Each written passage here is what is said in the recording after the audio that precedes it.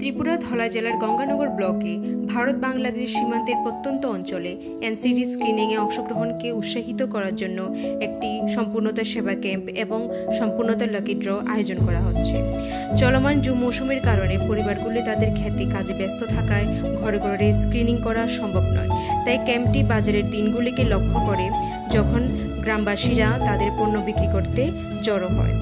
সম্পূর্ণতা সেবা ক্যাম্প একটি স্থানে গুরুত্বপূর্ণ সরকারি পরিষেবাগুলি অফার করবে, যার মধ্যে আধার আপডেট, রেশন কার্ড পরিষেবা, আয় এবং এসটি শংসাপত্র, এমজিএন রেগা, জব কার্ড, এসএইচসি এবং ভোটার আইডি সহায়তা পরিষেবাগুলি, যা সাধারণত জেলা সদর দপ্তরে 25 কিলোমিটার যাত্রার প্রয়োজন হয়। অংশগ্রহণকে আরও অনুপ্রাণিত করার জন্য সম্পূর্ণতা লাকি ড্র 40 জন ভাগ্যবান বিজয়ীকে 25 কেজি চাল, 2 কেজি পেঁয়াজ এবং আলু এবং 1 লিটার ভোজ্য তেল সহ একটি নিউট্রি প্যাক পুরস্কৃত করবে।